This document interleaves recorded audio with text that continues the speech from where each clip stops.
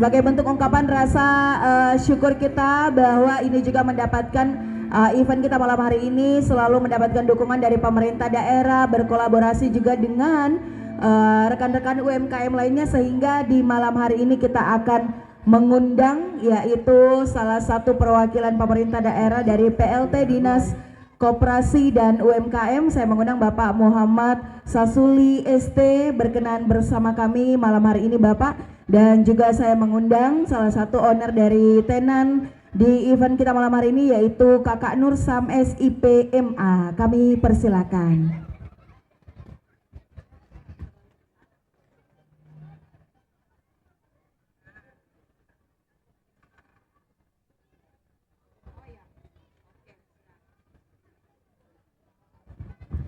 Baik, sudah bersama kita malam hari ini untuk kedua narasumber kita yang sebagaimana kita ketahui bahwa di malam hari ini itu juga ikut serta ada dari Dinas Perindustrian, dukungan Dinas Perindustrian, namun sayang sekali dari Perindustrian dikonfirmasi masih berhalangan hadir, sehingga dengan itu kita bersedia dengan dua narasumber kita. Yang pertama PLT dari Dinas Koperasi dan UMKM, Bapak Muhammad Sasuli ST. Saya boleh menanyakan kabar Bapak dulu mungkin nih. Assalamualaikum Bapak, selamat malam.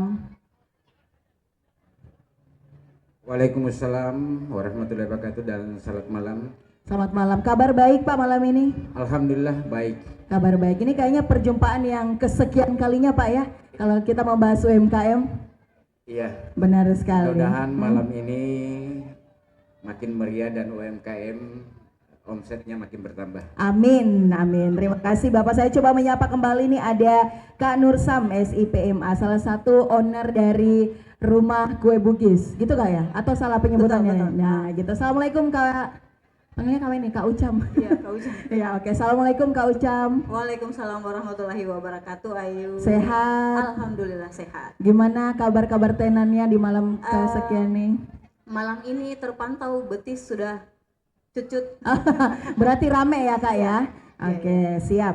Baik, di malam hari ini masyarakat Toli-Toli juga yang akan ikut serta, mungkin nanti akan kita buka sesi tanya jawab. Kalau ada yang mau bertanya ataupun juga nanti mau menyampaikan saran dan masukan, kami terbuka untuk Bapak Ibu dan seluruh masyarakat.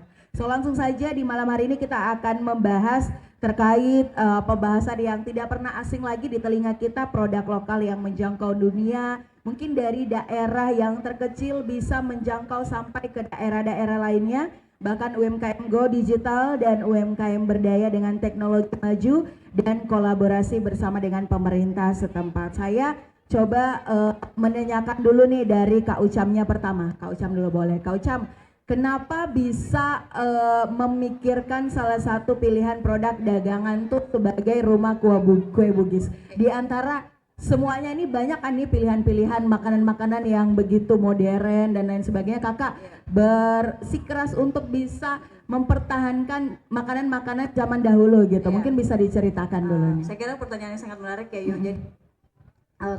Jadi awalnya kenapa kami memilih secara spesifik itu karena kami melihat bahwa di Toli-Toli ini tuh sebenarnya banyak masyarakat Bugis perantau yang kemudian mereka tuh sebenarnya rumah atau kampungnya mereka, dan akhirnya adalah ketika mereka merindukan rumah itu, mereka pasti akan mencari sesuatu yang identik dengan dari mana mereka berasal. Jadi hal-hal itulah yang kemudian kami terpikirkan pada saat itu, pada saat COVID yuk. Jadi Rumah Kue Bugis NM itu sendiri muncul ketika COVID 2019. Itu awal mulanya kami hanya menjual satu produk dulu. Itu produk pertama kami itu barongko. Itu yang pertama, termasuk yang beset di tenan 15. Nah, karena itulah kami melihat bahwa banyak masyarakat di Toli-Toli ini sukunya orang Bugis nih. Nah, celah itulah yang kami lihat sehingga kami terus berinovasi untuk mengembangkan beberapa produk yang khususnya itu produk-produk yang berhubungan dengan kue-kue Bugis sendiri. Oke, jadi berawal dari memang melihat pasar itu sendiri Kak ya? Betul. Oke, ini memang sendirian sebagai owner atau ada kolaborasi dengan Mama Aji? Sebenarnya ini kolaborasi juga ya, karena positif dari ini tuh saya bisa membuat orang tua terus produktif ya, karena orang tua dulunya tuh pedagang, jadi karena dia pedagang, dia tuh terbiasa sehari-harinya itu terus bekerja yuk. Jadi saya menghindari ketika dia berhenti untuk bekerja itu akan memunculkan beberapa penyakit misalnya yuk. Jadi karena dia juga orangnya suka cari uang sama dengan anak.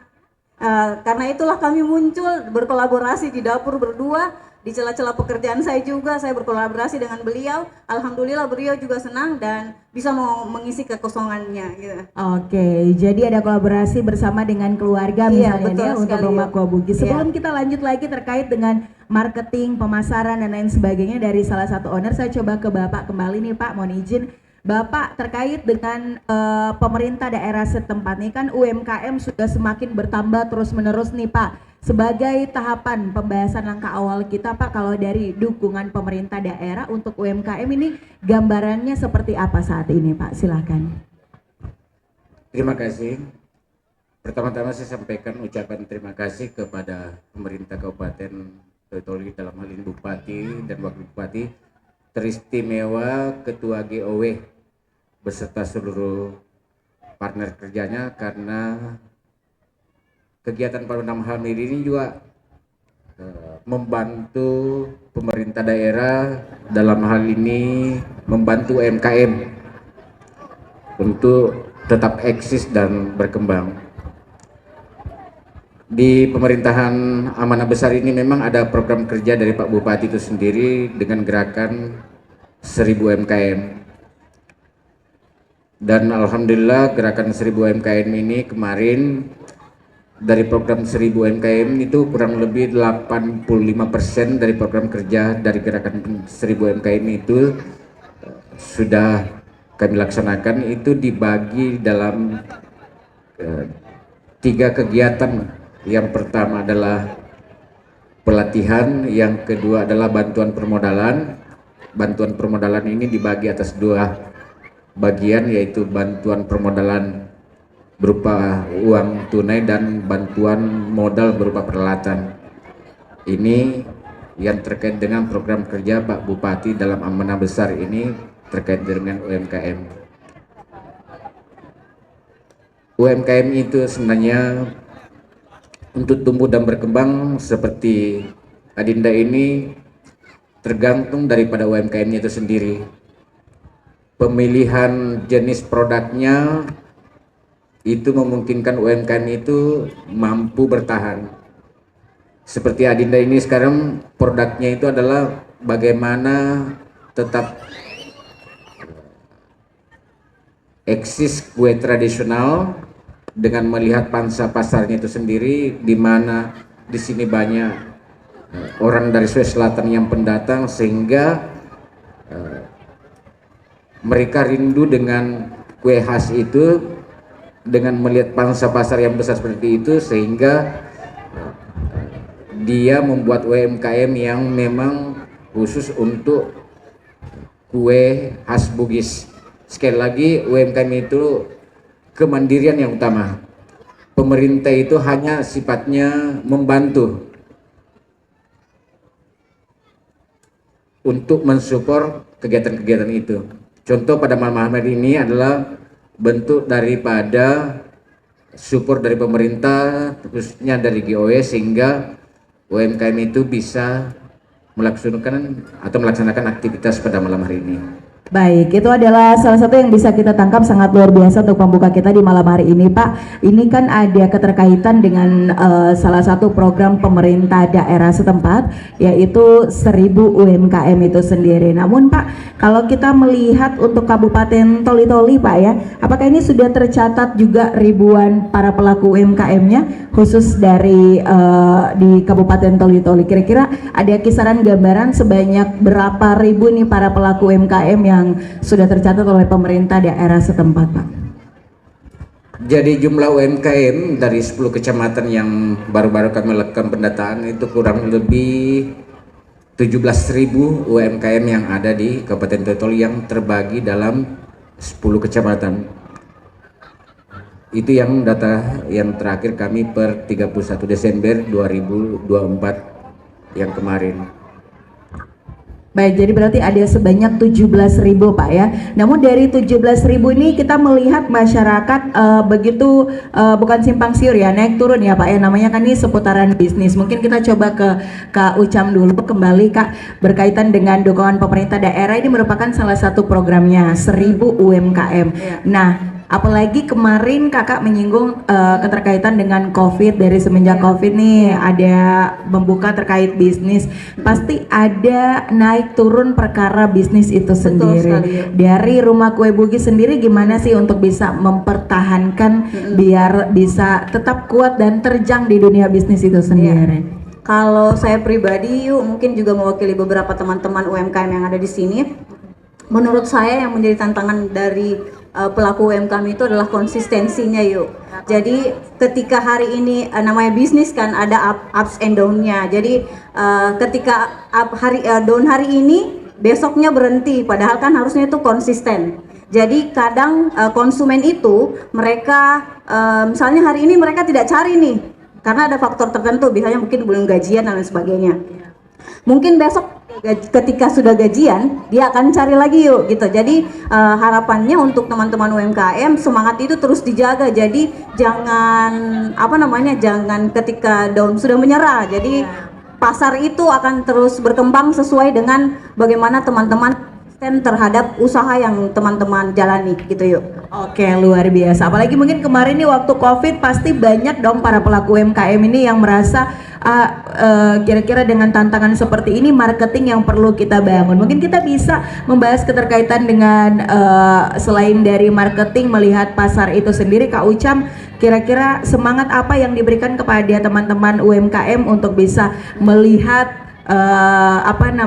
prioritas dari dagangan bisnis yang dipilih oleh mereka. Kalau kakak ini kan pasti dari suku Bugis yang banyak betul, gitu. betul. Kalau dari saran kakak untuk kepada teman-teman UMKM gimana tuh kak? Kalau saran terkait produk kali ya yuk. Jadi mungkin media sosial itu berperan penting juga yuk untuk pengembangan usaha kita. Jadi mungkin teman-teman bisa melihat misalnya jajanan-jajanan dari luar daerah yang mungkin bisa dikembangkan di Kabupaten Toli-Toli misalnya. Jadi sekarang kan untuk membuka pengetahuan itu yuk biar kita di tempat itu sebenarnya bisa. Jadi karena ada Instagram, ada Facebook, ada TikTok dan lain sebagainya, itu sebenarnya membuka wawasan kita, menambah wahana keilmuan kita untuk menambah potensi apa nih yang kira-kira bisa nih, misalnya ada sesuatu yang baru yang mungkin viral di Makassar, bisa kita kembangkan dan viralkan juga di Toli-Toli gitu yuk. Baik, intinya ini melihat pasar dan perkembangan zaman gitu kak ya. Iya, betul sekali. Oke, terima kasih Kak Ucam. Kita tahan dulu, saya coba kembali ke Bapak Sasuli lagi. Pak, mohon izin Pak, kira-kira kalau dari pemerintah daerah dukungannya mungkin terhadap mungkin ada workshop untuk para pelaku UMKM atau mungkin pelatihan-pelatihan tersendiri gitu, ada tidak Pak dari pemerintah setempat biar nih masyarakat tahu bukan hanya sekedar program saja tapi ternyata pemerintah juga menjalankan kegiatan-kegiatan tersebut. Silakan Pak. Terima kasih. Jadi program terkait dengan UMKM itu bukan hanya pada Dinas Koperasi UMKM. Ada beberapa program juga yang dilaksanakan OPD-OPD lain. Itu menjadi kesepakatan kita. Contoh misalnya bagi pemuda, pemuda atau pemudi yang mau berusaha menjadi pemula itu bisa berhubungan dengan Dinas Pemuda dan Olahraga. Ya, di sana juga ada bantuan pelatihan terkait dengan kepemudaan. Kalau di kami juga ada pelatihan-pelatihan yang memang kami laksanakan, baik itu sumber dananya memang dari kabupaten itu sendiri maupun dari provinsi, yang memang juga jumlahnya sangat terbatas. Satu hal yang saya ingin sampaikan pada malam hari ini, termasuk Adinda sampaikan tadi, bahwa bagi UMKM itu betul apa yang dikatakan bahwa konsistensi terhadap pelaku UMKM itu sendiri memang ini yang sangat perlu. Karena kenapa pasang surutnya UMKM itu sendiri bukan sepenuhnya tergantung daripada pemerintah. Sekali lagi sifatnya pemerintah itu hanya mensupport. Tumbuh berkembangnya UMKM sendiri itu kembali kepada UMKM-nya. Ketika hari lagi surut mungkin jumlah produknya mungkin yang dikurangi atau jumlah outputnya mungkin dikurangi menyesuaikan dengan kondisi ya. Ke depan ini kan nanti kita juga mau menghadapi namanya Ramadan ya, mungkin di posisi-posisi seperti itu nantinya UMKM itu sudah harus bersiap secara dini untuk menghadapi Ramadan dengan melihat konsumen yang akan di pasar Ramadan nanti, jenis kuenya apa ya, memang lagi booming di Ramadan. Itu mungkin sekali lagi saya katakan bahwa sangat penting bagi UMKM itu konsisten, jangan mudah menyerah. Kalau ada hal sesuatu mungkin saling mendiskusikan sesama UMKM bagaimana sebenarnya harus bertahan di kondisi-kondisi tertentu. Baik, siap. Itu adalah sedikit masukan dari pemerintah daerah kepada kakak-kakak owner. Bahkan nih Pak, saya masih berbicara terkait dengan mempertahankan sejumlah para pelaku UMKM dari pemerintah daerah setempat. Kan nih Pak, ada 17.000 tercatat Pak ya, untuk jauh di beberapa waktu ke depan pasti nih mungkin persentasi yang dari para pelaku UMKM ini bisa bertambah, peluangnya bisa bertambah ataupun menurun. Kira-kira dari pemerintah daerah Pak untuk mempertahankan dukungan kepada para pelaku UMKM ini seperti apa Pak? Untuk 17.000 itu apakah tercatat aktif dia Pak untuk para pelaku UMKM-nya? Dari data kami sampaikan 17.000 itu memang sekarang ini dari per 31 Desember kemarin itu aktif. Aktif, oke. Tapi sekali lagi bahwa UMKM ini kan ada pasang dan surutnya, ada yang berkembang dan ada yang stagnan. Makanya tiap tahun itu kami updating data terus, berapa sebenarnya bertambahnya dan berapa berkurangnya.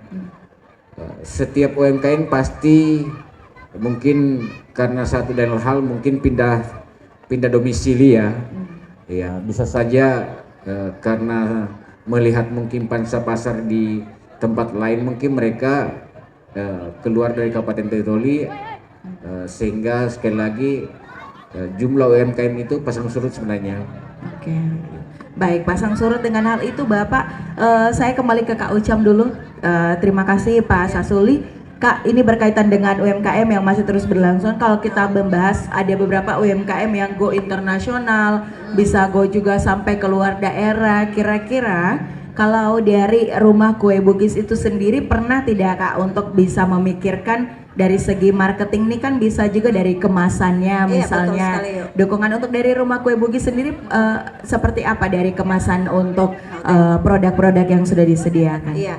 Pertanyaan menarik lagi ini yuk. Jadi kami dari Rumah Kue Bugis NM sendiri tuh punya ada satu kue yang kue itu sering sekali di order untuk ke luar daerah yuk. Namanya bingka pandan atau ada juga bingka gula merah yuk. Jadi karena tahan lama, dia lebih tahan lama masa simpannya, itu biasanya ada orderan sampai ke Makassar yang paling jauh yuk.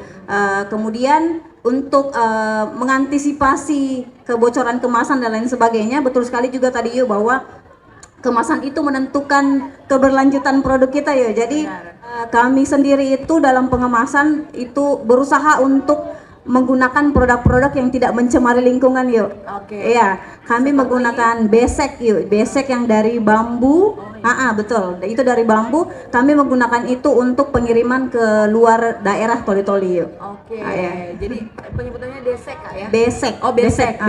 Oke. Jadi itu terkhusus untuk salah satu menu. Iya, terkhusus untuk satu menu karena memang menu itu yang paling best seller sampai keluar daerah yuk. Luar biasa. Iya. Penyebutan menunya apa Kak?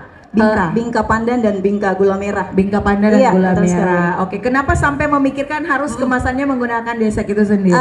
Kenapa harus menggunakan besek? Karena ventilasi udara dari besek itu kan apa ya yuk, kecil-kecil dan ada gitu ya. Kalau misalnya kita gunakan plastik, itu kalau panas juga bahaya yuk. Jadi ada transfer dari plastik ke makanannya itu juga tidak terlalu bagus untuk konsumsi makanan. Jadi kami menggunakan besek itu karena dari alam dan itu menjamin kesehatan lah yuk. Jadi tidak mencemari lingkungan juga gitu ya. Oke, luar biasa. Selain dari berkolaborasi dengan keluarga, apapun yang dipikirkan untuk inovasi-inovasi ke depannya, ini juga penting untuk memikirkan lingkungan gitu Kak ya. Sekali, kemasan-kemasan yang saat ini. Terima kasih Kak Ucam. Saya coba kembali ke Bapak lagi nih karena ini diskusi yang sangat menarik untuk seluruh masyarakat ketahui bersama. Ini bukan hanya sekedar talk show yang kami kemas dalam perbincangan antara salah satu owner dan juga pemerintah daerah setempat, namun ini bisa insya Allah menambah sedikit mungkin pengetahuan dari kita bahwa pemerintah ini telah melakukan beberapa program-program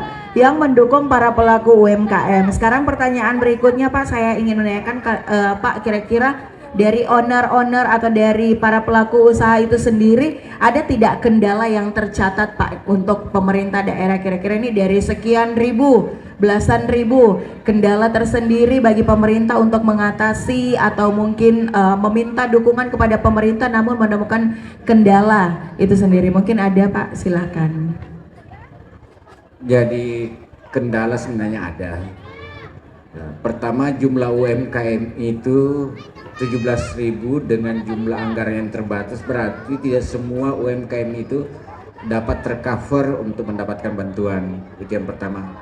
Tapi saya yakin dan percaya bahwa UMKM itu walaupun tidak ada bantuan, itu mereka tetap eksis dan berkembang dengan mengikuti kondisi dan melihat market sheet di mana UMKM itu melakukan usahanya. Yang kedua, bahwa terkait dengan pemasaran memang masih ada beberapa UMKM itu masih terkendala terkait dengan yang terutama yang terkait dengan cemilan-cemilan yang misalkan keripik apa segala macam itu, kami memang yakin masih belum sepenuhnya mendapatkan akses pasar yang sesuai dengan mereka harapkan. Tapi yakinlah bahwa kami pemerintah daerah melalui amanah besar ini nanti tetap berusaha bagaimana membantu UMKM itu mencarikan peluang-peluang pasar untuk terkait dengan UMKM. Tetapi sekali lagi, kemandirian yang penting.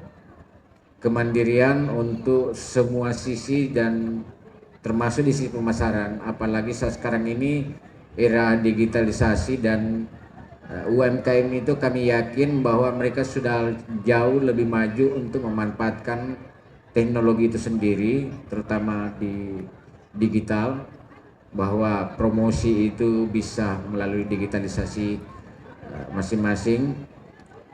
Ini sudah dilakukan oleh UMKM. Siap, baik Pak. Tapi keterkaitan juga dengan mungkin dukungan Pemda ya kepada masing-masing para pelaku UMKM, sebenarnya di setiap tahun itu yang bisa tercover dari mungkin dana Pemda atau dukungan setempat tuh kira-kira ada tidak Pak batasan tersendiri untuk berapa, misal tahun ini nih ada berapa UMKM yang tercover oleh pemerintah daerah yang akan mendapatkan bantuan gitu, itu tuh ada kuota tersendiri tidak Pak yang dibatasi oleh Pemda? Secara kuota tidak ada. Semuanya tergantung dari kemampuan daerah sendiri dari sisi penganggaran. Jika anggaran memang yang diberikan pemerintah pusat kepada daerah itu besar, Bapak Bupati dan Pak Wakil Bupati selalu memberikan skala prioritas kepada UMKM untuk mendapatkan bantuan. Tahun ini kalau tidak salah saya kurang lebih ada sekitar 20 UMKM yang memang direncanakan untuk dibantu di tahun 2025 di 10 kecamatan. Siap. Baik Bapak, sebelum kita membahas begitu jauh pembahasan terkait dengan UMKM dan juga para owner dan dukungan pemerintah daerah setempat nih, mungkin kita bisa tahan dulu di section kedua bersama masih dengan Kak Ucam dan juga Bapak M. Sasuli. Kita iklan sejenak 5 menit boleh Pak? Malam hari ini dari NICISAI kedua yang mengutamakan akan membahas terkait dengan produk lokal yang menjangkau dunia, bahkan dukungan UMKM Go Digital yang malam hari ini juga bersama dukungan pemerintah daerah setempat dari Kominfo. Untuk masyarakat nantinya yang akan menyaksikan bisa melalui channel YouTube Dinas Kominfo itu sendiri. Masih bersama kedua narasumber kita dari PLT Dinas Koperasi dan UMKM, yaitu Bapak Muhammad Sasuli ST bersama juga dengan Kakak Nursam SIPMA, ini salah satu owner dari Rumah Kue Bugis. Dan kembali kita ke Bapak Sasuli, Pak, mohon izin Pak. Nah, ini berkaitan dengan, kalau tadi kita sudah banyak membahas catatan-catatan terkait dengan para pelaku UMKM, dukungan Pemda, apa yang menjadi kendala. Dan mungkin di session kedua ini adalah pembicaraan inti dan juga sebagai penutup kita, Pak, kira-kira ke depan buat para pelaku UMKM, dukungannya selain dari budgeting yang disediakan dan juga dana yang disediakan oleh Pemda per tahunnya, kira-kira apa lagi Pak yang akan menjadi inovasi terbaru dari pemerintah daerah setempat untuk UMKM itu sendiri? Silakan. Ya, makasih. Jadi untuk tahun 2025 nanti ada beberapa program kerja dari Dinas Koperasi UMKM. Masih di 3 program utama. Yang pertama bantuan pelatihan. Ya. Mungkin yang perlu bagi UMKM ini adalah walaupun nantinya tidak semua tercover karena dari sisi penganggaran, bahwa kami mencoba nanti menghubungi provinsi kembali bahwa dari produk-produk UMKM itu perlakuan kemasannya bagaimana, yang cocok kemasannya gimana. Kalau kue ini kemasannya modelnya gimana, yang cocoknya kemana, itu mungkin yang kami akan lakukan pelatihan sehingga nanti kemasan dari UMKM itu sendiri bisa jadi menarik. Yang kedua, nanti tahun ini juga kami nanti, apalagi sekarang sudah ada Kementerian UMKM berdiri sendiri, kami harapkan ini nanti menjadi suatu motivasi yang besar nantinya bagi Dinas Koperasi UMKM itu untuk berkolaborasi dengan UMKM. Mungkin yang program kami nanti untuk ke kementerian ini adalah yang mungkin menjadi kendala bagi UMKM itu adalah kemasan. Kami tahun ini berencana ke kementerian nanti bagaimana nanti pemerintah Kabupaten Toli-Toli nanti punya rumah kemasan, sehingga nanti kemasannya nantinya tidak lagi harus diambil ataupun dibawa dari Palu. Itu yang menjadi target utama kami dari Dinas Koperasi yang terkait UMKM, bahwa kami tahun ini berencana bagaimana mendapatkan bantuan dari pusat untuk membangun rumah kemasan. Karena kemasan ini juga suatu hal yang sangat penting dalam hal promosi, dalam hal menarik satu produk. Kenapa produk ini juga kemasannya itu penting? Contoh ciki itu menarik walaupun isinya kurang, tapi karena dikemas dalam bentuk ciki dalam bentuknya yang bagus, estetikanya ya taruh itu menarik. Bagaimana? Karena kemasannya bagus. Jadi kami harapkan nanti itu yang menjadi target kami untuk tahun 2026.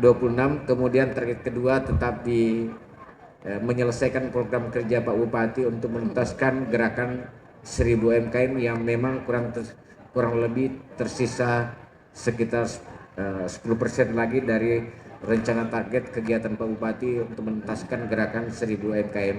Oke, baik. Jadi salah satu yang menjadi kutipan kita nih, ke depan akan ada rumah kemasan gitu yang mau diupayakan Pak ya oleh pemerintah.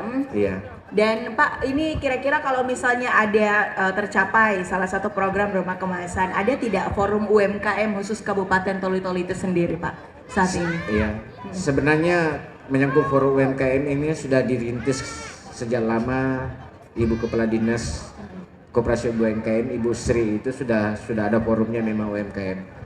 Mungkin hanya beberapa tahun terakhir ini mungkin belum seaktif kembali di masa Ibu Kepala Dinas kami yang lama. Tapi insya Allah di tahun ini kami mungkin akan berkolaborasi kembali dengan UMKM dalam satu forum kembali. Oke, baik. Terima kasih Pak Sasuli. Sebelum kita masuk di ending pembahasan kita atau dari closing statement di malam hari ini, saya coba kembali ke Kak Ucam. Kak, dari Rumah Kue Bugis ini kan bukan hanya sekedar menjual beberapa dagangan-dagangan tradisional, tapi juga kita melihat sudah sempat stalking Kakak bisa mungkin dari tumpeng-tumpeng kue tradisional tuh bisa terbuka juga ya untuk Rumah Kue Bugis. Gimana Kak, itu bisa diceritakan sedikit? Jadi di Rumah Kue Bugis NM itu sekitar tahun 2020 saya sepulang dari Jawa. Di sana itu namanya ada kue tampah tradisional. Nah, karena melihat itu yuk, jadi saya tertarik nih kalau misalnya kue Bugis dijadikan kue tampah. Oke. Nah, kue tampah di sana itu isinya biasanya kue-kue tradisional Jawa. Biasanya ada yang warna merah, hijau itu digabungkan dalam kue tampah. Kalau kita bilang di sini orang Bugis patapi. Nah, di sana tuh kadang ada isi jagung, ada isi pisang dan lain sebagainya. Nah, kami berinovasi lah yuk. Kira-kira kayaknya ini menarik deh kalau misalnya kita ganti dengan kue-kue Bugis. Nah, alhamdulillah itu ada pasarannya sendiri yuk. Misalnya untuk acara-acara formal atau misalnya acara ulang tahun mama atau bapak itu tersedia itu yuk. Jadi dengan inovasi itu alhamdulillah ada pasarnya juga, ada peminatnya juga. Kemudian dari kami sendiri itu yuk ada namanya paket Bosara.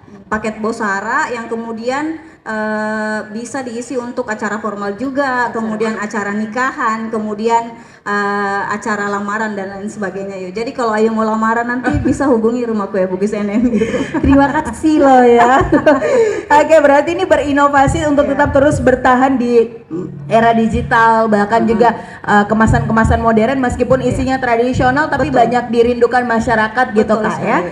Oke, sebagai closing statement kita di malam hari ini dari owner Rumah Kue Bugis, apa yang mau disampaikan Kak untuk kedepannya? Ada dua nih yuk. Yang pertama untuk teman-teman, untuk pemerintah daerah dulu.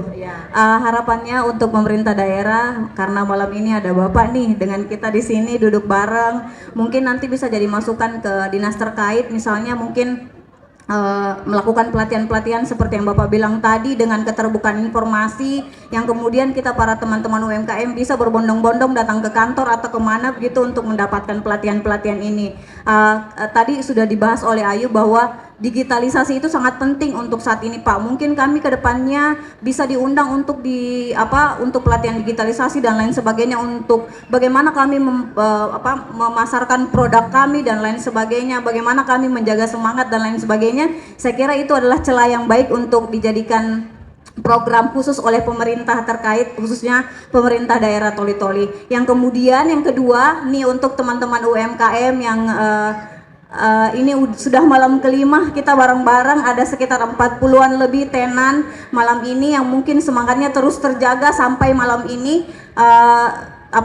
Masukan saya ya tetap menjaga semangat teman-teman, walaupun beberapa hari terakhir kita diguyur hujan, kuat-kuatkan doanya biar tidak hujan lagi sampai di malam penutupan, amin. Kemudian tetap menjaga semangat, jangan, namanya usaha ada ups and down-nya, semangat itu terus dijaga. Mungkin karena ini temanya Chinese, kita bisa belajar bagaimana orang-orang Chinese yang sangat ulet dalam berdagang. Kita mungkin bisa melihat bagaimana mereka berdagang dan memiliki kesamaan visi dan misi seperti mereka, yang kemudian dari sejak dulu itu mereka terkenal dengan pedagang yang ulet yuk. Jadi semangat-semangat itulah yang mungkin bisa dijaga, jangan hanya melihat lampion ini saja, tetapi ternyata ada hikmah di balik lampion ini ya gitu ya. Benar sekali. Kalau masukan untuk dari, kita berikan tepuk tangan dulu dong yang luar biasa. Terima kasih. Ini masih bersemangat semuanya, juga lagi makan-makan tapi juga asik menyimak kita malam hari ini ya. Sebelum ke Pak Sasuli Kak, kira-kira ada masukan enggak, kira-kira event ke depan bagusnya nih dari rekan-rekan E-Team buat apa lagi gitu konsepnya, boleh? Ayu, sorry to say nih yuk. Jadi beberapa hari ini saya melihat kita sangat banyak menggunakan sampah plastik yang mungkin nanti bisa berkolaborasi juga dengan pemerintah, bagaimana kita melakukan sustainable development engineering itu dan lain sebagainya, sehingga kita bisa mengurangi bagaimana caranya supaya kita bisa mengurangi konsumsi sampah plastik yuk. Karena itu sebenarnya kedepannya itu akan sangat berdampak sangat tidak positif kepada lingkungan yuk. Mungkin itu kedepannya. Kemudian khusus untuk A-Team dan GOW, terima kasih banyak sudah melakukan kegiatan ini. Saya kira kegiatan ini sangat memberikan dampak positif, kemudian memberikan peningkatan income terhadap para pelaku UMKM dan lain sebagainya. Saya kira ini seperti yang Ibu Caroline bilang juga kemarin pada saat di RRI bersama saya yuk. Dia bilang ternyata pelaksanaan kegiatan itu tidak hanya berdampak pada pelaku UMKM baik makanan dan minuman, tapi berdampak sampai ke tukang kayu yuk. Jadi ketika kita membuat dapur, kita butuh balok. Jadi itu akan berdampak juga ke tukang kayunya. Ternyata gerbang di depan itu memakan ongkos 6 juta yang jadi pemasukan untuk tukang kayunya juga. Jadi saya kira perayaan-perayaan seperti ini tuh mesti ditingkatkan, karena tidak hanya satu orang saja yang mendapatkan, tidak hanya satu sektor saja yang mendapatkan peningkatan, tetapi ada sektor-sektor lain juga mungkin berpengaruh dari kegiatan-kegiatan positif seperti ini. Yuk. Baik, terima Ya. kasih sekali lagi, kita berikan tepuk tangan yang meriah untuk Kakak Nur Samni, salah satu owner rumah kue Bugis yang sudah berkenan diambil waktunya sejenak. Yang jaga di tenan siapa nih Kak? Ada mama sama suami. Oh, oke, aman kalau gitu ya. Iya. Saya coba ke Pak Sasli lagi. Pak, mohon izin Pak sebagai closing statement kita di malam hari ini, apa yang mau disampaikan, mungkin semangat dan motivasi kepada para pelaku UMKM dan dukungan dari Pemda itu sendiri. Silakan Pak. Ya, terima kasih. Yang pertama-tama saya sampaikan kepada UMKM, semangat, pertahankan 4 aspek bagi UMKM. Pertama, cita rasanya jangan pernah dirubah. Ketika omsetnya sudah bertambah. Yang kedua, harganya dikondisikan, ya. Jangan sampai ketika ordernya sudah makin banyak tapi harganya juga ditingkatkan, jangan, tetap konsisten. Yang kedua, konsistensi itu sendiri, bahwa jadikanlah usaha itu mandiri, konsisten walaupun ada pasar surutnya. Kemudian yang terakhir adalah harus inovatif. Jadi UMKM itu harus inovatif, melihat kondisi kekinian apa sih yang menjadi market seat di posisi-posisi tertentu, tanpa meninggalkan ciri utama daripada UMKM itu sendiri. Kemudian saya juga mengharapkan kepada seluruh pelaku UMKM, ayo ke Dinas Koperasi UMKM di momen-momen tertentu, ayo kita diskusi bersama bagaimana membangun UMKM itu sendiri sehingga menjadi mandiri, handal, menciptakan lapangan pekerjaan, membantu ekonomi keluarga dan meningkatkan potensi dan meningkatkan nilai ekonomi di sekitar kita semuanya, multi efeknya lebih jauh bagi kita semua yang terkait dengan UMKM.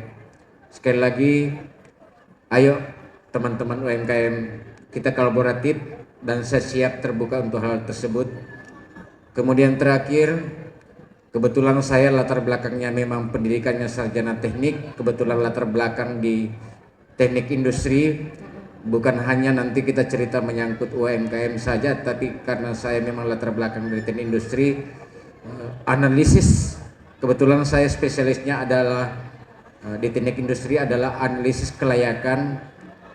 Banyak jenis-jenis usaha nanti kita diskusikan bahwa yang mana memang layak untuk kita lakukan, apa kita buat, dan mana yang tidak buat. Saya akan memanfaatkan keilmuan saya di teknik industri untuk menghitung analisis kelayakan dari sisi UMKM itu sendiri. Banyak hal sebenarnya yang ingin saya secara personal maupun secara kelembagaan, secara kedinasan untuk teman-teman di UMKM untuk berdiskusi. Oke. Makasih. Baik, terima kasih Bapak, dan sekali lagi kita berikan tepuk tangan yang paling meriah untuk kedua narasumber kita malam hari ini, Bapak dari PLT Dinas Koperasi UMKM, juga Kak Nur Sam yang sudah berkesempatan pada malam hari ini. Sekali lagi kami sampaikan kepada seluruh masyarakat, event-event yang dilaksanakan dari pemerintah daerah setempat atau dari beberapa organisasi, utamanya dari GOW Kabupaten Toli-Toli dan juga yang berkolaborasi dengan rekan-rekan di A-Team, ini juga merupakan kembali feedbacknya itu kepada kita sendiri, masyarakat Toli-Toli itu sendiri. Terima kasih yang telah mengikuti rangkaian acara talk show kita di malam hari ini. Kita pastikan UMKM dari daerah bisa mendunia untuk kita semua. Saya Ayu Fauzia mengucapkan banyak terima kasih dan kedua narasumber kita sekali lagi dengan ucapan alhamdulillahirabbil alamin, billahi taufiq wal hidayah. Wassalamualaikum warahmatullahi wabarakatuh. Kita berikan tepuk tangan yang meriah.